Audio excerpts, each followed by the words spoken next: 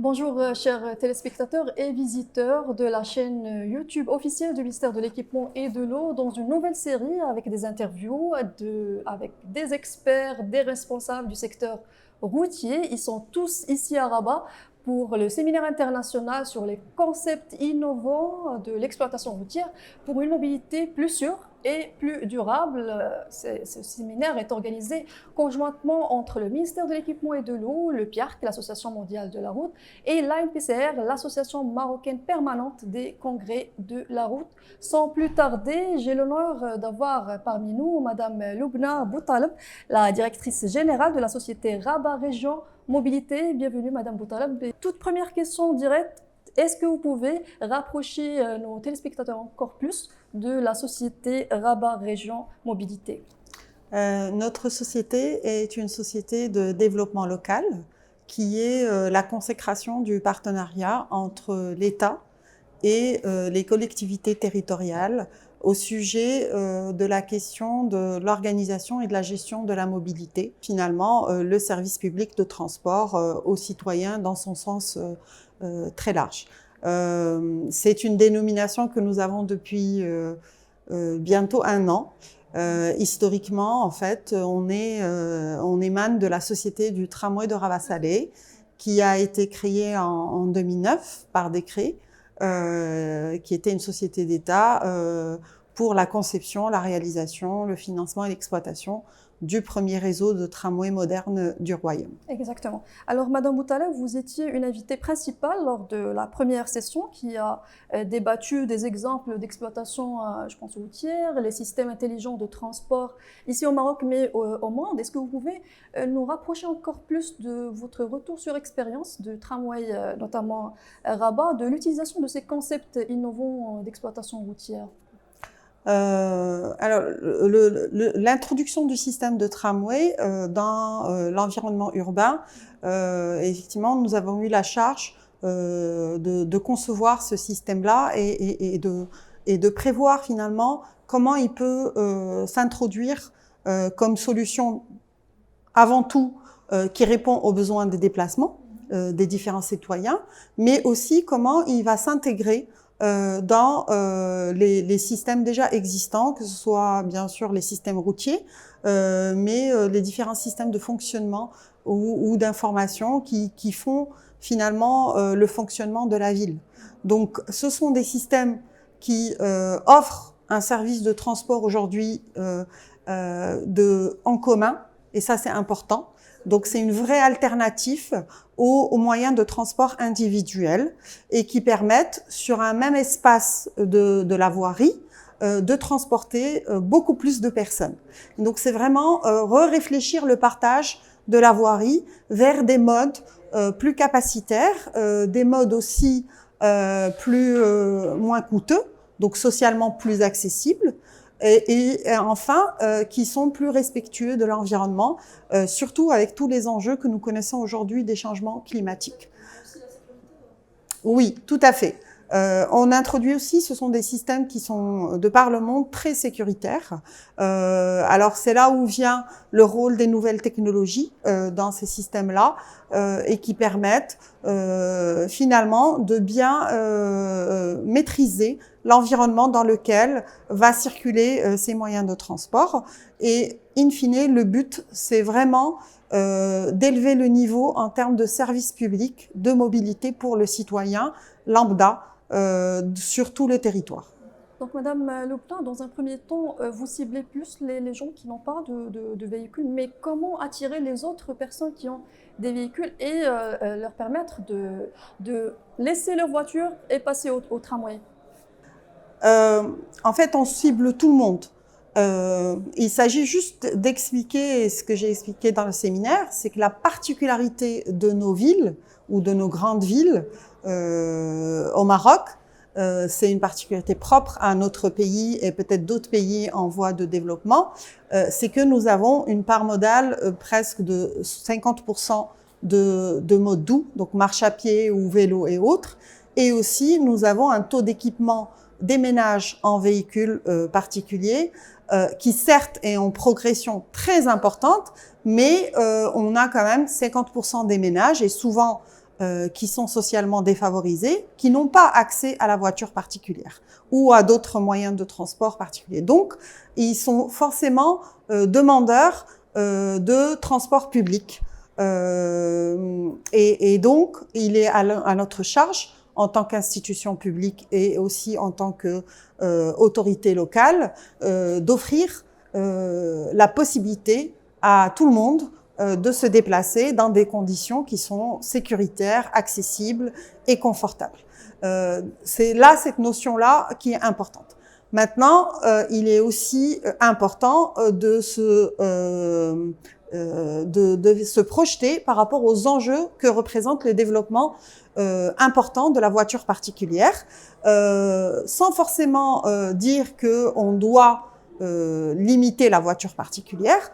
C'est un développement qui est normal, qui est même très important, parce qu'il dénote de la dynamique économique et ambitieuse du royaume, surtout avec les stratégies que nous avons aujourd'hui voilà, d'industrialisation et finalement de fabrication de voitures particulières.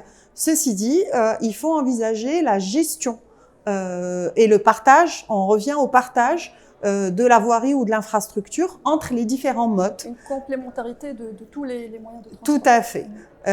C'est ce partage-là que nous devons gérer de manière intelligente entre quels sont les systèmes prioritaires, quels sont les systèmes qui soient mieux utiliser la voirie et mieux finalement gérer les flux des différents moyens de transport pour offrir la meilleure solution aux différents usagers. Et d'ailleurs, vous avez, je pense, mis en place une expérience de parking relais, c'est ça? Tout à fait. Pour les voitures particulières, donc on a, avec le lancement du tram, nous avons mis en place des parkings relais qui sont des parkings au niveau de stations importantes, en terminus en général, qui gratuitement, donc, une personne peut déposer sa voiture et prendre le réseau du tramway en payant uniquement les tickets sur le réseau du tram. C'est des expériences qui existent un peu partout à l'international et l'objectif justement, c'est peut-être en investissant sur des systèmes de transport de cette qualité et de cette capacité, c'est d'offrir finalement à des alternatives, même pour la voiture. Parce qu'on sait que en allant au centre-ville, il y a beaucoup de congestion, il y a des problèmes de stationnement, il y a même des problèmes de qualité de vie. Et donc, il y a aussi un confort à poser sa voiture et à ne pas avoir à se soucier comment, voilà, ce stress, comment je vais aller finalement faire mon trajet à l'intérieur des villes. Donc ça aussi, c'est un concept que nous avons mis en place et qui a eu beaucoup de succès. Aujourd'hui, nos parkings sont à 100% utilisés. Nous pensons à en augmenter la capacité et c'est une expérience que nous pensons reproduire dans le futur avec les projets de développement de ces systèmes de transport. D'ailleurs, en parlant de projets, quels sont vos futurs projets qui sont envisagés par votre société en termes, il y aura des extensions de tram ou... C'est des projets qui s'inscrivent aujourd'hui dans une vision et une stratégie définie par les autorités publiques à très haut niveau et aussi locales, de faire du territoire de Rabat Salé Skhera Temara finalement un territoire innovant en termes de mobilité durable et même exemplaire. Rabat a toujours été la capitale du royaume et donc c'est la vitrine de ce royaume qui nous est cher et pour lequel on veut montrer donc que nous évoluons au rythme et en réponse aux enjeux que nous connaissons pour notre pays sur différents volets. Et aujourd'hui, se dessine une stratégie très ambitieuse qui non seulement prévoit le développement encore du réseau du tram, mais avant tout différents systèmes qui sont intégrés et multimodaux pour venir répondre que ce soit aux besoins actuels ou c'est une vision sur 15 ans des différents projets. Donc elle comprend non seulement bien sûr le réseau structurant du transport par tramway qui va plus que doublé son réseau, mais aussi avec nos partenaires de l'ONCF sur une offre de métro en surface léger, donc l'équivalent de RER, en utilisant aujourd'hui l'infrastructure de rail existante. Nous pensons aussi à élargir le réseau de bus pour qu'il devienne un réseau hiérarchisé et un réseau aussi de quartier. Il y a déjà des acquisitions de plus de 150 bus qui est prévu à très court terme, et à moyen terme, on va passer à environ 700 bus sur l'agglomération pour atteindre les ratios finalement internationaux de nombre de bus par habitant dans notre agglomération, et aussi d'autres initiatives telles que les pôles d'échange, l'intégration des taxis aussi avec l'utilisation des nouvelles technologies, les taxis à la demande, mais aussi de s'intégrer donc sur le dernier kilomètre qu'on appelle, donc utiliser les systèmes structurants et puis utiliser d'autres moyens plus flexibles sur le dernier kilomètre. Donc beaucoup d'ambition. La transition technologique et numérique est au cœur de ce dispositif. Avec le lancement donc de moyens d'application pour pouvoir naviguer entre les différents systèmes de transport, faciliter aussi les paiements avec des cartes sans contact et ainsi de suite. Et puis dans une moindre mesure, mais quand même très importante, décarboniser ce transport en commun, ce qui est important. Donc on a déjà commencé par des expériences pilotes pour finalement produire de l'énergie qui serait verte et durable pour alimenter ces systèmes.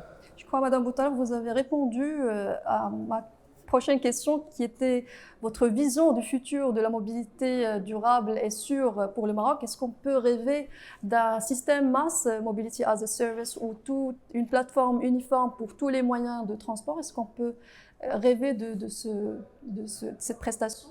Je pense qu'aujourd'hui, on ne rêve plus entre ce qui s'est fait à Rabat, à Casa, Marrakech, Agadir aussi, Tanger, en tout cas les grandes villes, et grâce à une politique nationale de transport urbain qui a été en 2014 portée à très haut niveau, avec une vision de Sa Majesté le roi Mohammed VI, que Dieu le glorifie, pour finalement accompagner ce nouveau modèle de développement du royaume.